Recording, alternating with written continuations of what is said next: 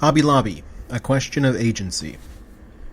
When the Supreme Court's Hobby Lobby decision came out Monday, I had a lot of negative feelings about it, and I've been mulling column ideas in my head ever since. But all my attempts to organize my thoughts into a coherent statement and put them in writing, including this one, has been less than satisfactory.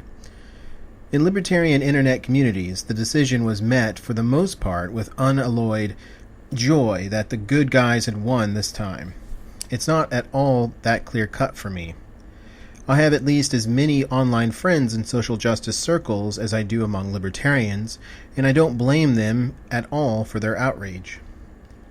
All of the contending narratives about the Hobby Lobby case seem to involve personal agency. That's definitely true on the mainstream libertarian side, which presents this as a straightforward question about whether Hobby Lobby's owners, the Green family, which hold it as a close corporation, can be forced by the state to provide employee benefits that conflict with their personal religious beliefs. But there are a lot more people's agency at stake here than the Green families. And frankly, the Green family billionaires are pretty low on my list of underdogs, whose moral agency my heart bleeds for, especially considering they invest in contraceptive manufacturers, and most of the Christian knickknacks that they sell are produced by near slave labor in Chinese sweatshops.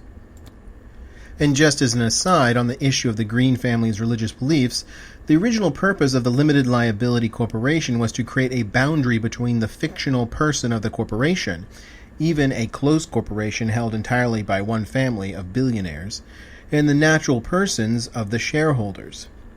If this wall is being breached for the sake of identifying the Hobby Lobby Corporation with the personal religious beliefs of its shareholders, then maybe we should reconsider allowing the same wall of separation to protect individuals against liability for bad things the corporation does, like BP and the Deep Horizon's oil spill.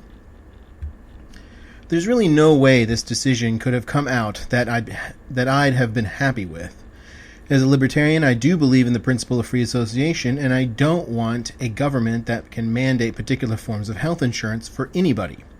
I don't think I would have been happy if this decision had gone the other way, just because of what it would have implied for the growing corporate-state nexus. And I wouldn't have had a sick feeling in the pit of my stomach about it like I do now. To repeat, there were a lot of people whose agency was at stake here besides the Green families, in particular the 70% majority of Hobby Lobby's workers who are women, who may have been having a hard time finding work and accepted employment at Hobby Lobby because they really needed a job, who were glad to get health coverage, and who may someday desperately need morning after contraception. I felt sick about these people in a way after Monday's ruling that I never would have about the Green family. And questions of free association aside, an economic system in which a small, wealthy family can wind up in the one-sided position of exercising their own agency at the expense of 13,000 others is a system that's broken, sick, and rotten. The system we live in legal theory, is based on freedom of contract and the idea that tenants and landlords, software users and sellers, and workers and employers are equal parties to a contract. But we all know that's nonsense. We feel it in our bones. As Roderick Long argued in his How Inequality Shapes Our Lives, we experience our so-called right to freely contract as equal parties in most cases, as situations in which one party has all the bargaining power and presents the other party with a take-it-or-leave-it deal pre-written in standard boilerplate by that party's lawyers. To quote Roderick Long, "Now, if you rent your home, take a look at your lease. Did you write it? Of course not. Did you or your landlord write it together? Again, of course not. It was written by your landlord or by your landlord's lawyer, and is filled with far more stipulations of your obligations to her than her obligations to you.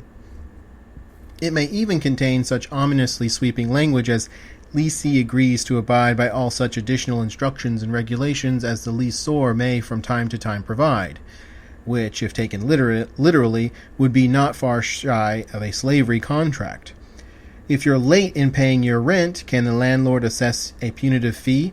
You betcha. By contrast, if she's late in fixing the toilet, can you withhold a portion of the rent? Just try it. Now, think about your relationship with your employer.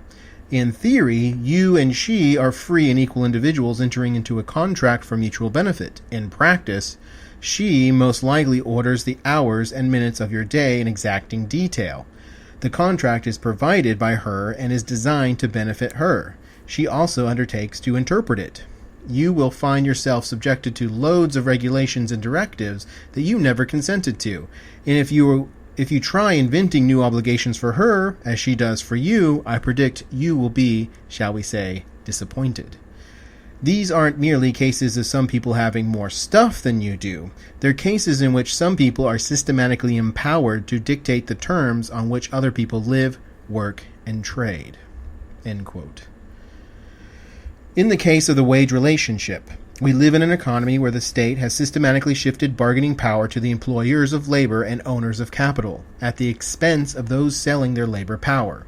The state enforces artificial property rights that make land and capital artificially expensive and scarce for workers, and thereby turns the labor market into a buyer's market where workers compete for jobs rather than the reverse. Through licensing, zoning, and housing codes, the state criminalizes low capital, low overhead self-employment, and comfortable subsistence like self-built, vernacular, and unconventional housing, thereby forcing workers into dependence on the wage relationship in exactly the way enclosures did in England. In the case of healthcare, the underlying legal regime that made the Hobby Lobby case possible was a vast, interlocking constellation of power that included the regulatory state, insurance corporations, the professional licensing cartels, including the requirements that some medications be prescribed only by licensed physicians, the patent-based pharmaceutical cartel, and utterly corrupt bureaucratic corporate hospital chains. Obamacare itself merely touches the finance side of healthcare, basically guaranteeing revenues and profits to the existing institutional healthcare delivery monopolies through a combination of mandates and subsidies, while leaving the institutional economic power and price markups on the delivery side untouched. It cements the control of these interlocking bureaucratic, authoritarian, and in many cases evil institutions over our lives, and legally compels us to consume their services on whatever terms they see fit to offer. But it uses tax money to help us feed the corporate coffers if we can't afford to pay for the monopoly services on our own.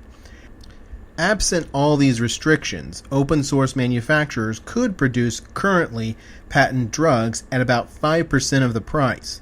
Consumer co-ops could pool their purchasing power to buy medicine in bulk the way they now do with food, and anyone could just walk in and buy contraceptives much cheaper without a note from their doctor.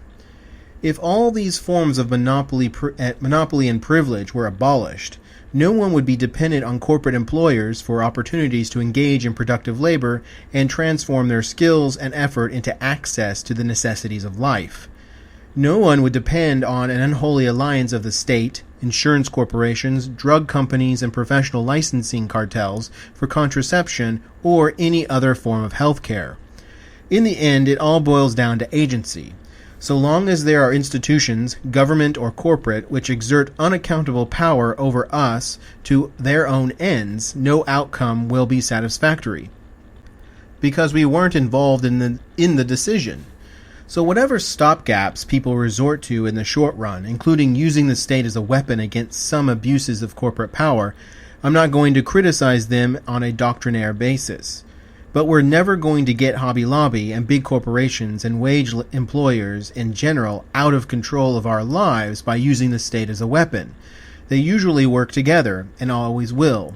Ultimately, the only way out is what Michael Hart and Antonio Negri called exodus, building our own horizontal institutions outside of both corporation and state and abandoning the corporate-state nexus to rot. Hobby Lobby, A Question of Agency, has been a Center for a Stateless Society feature article written by Kevin Carson and read by James Tuttle.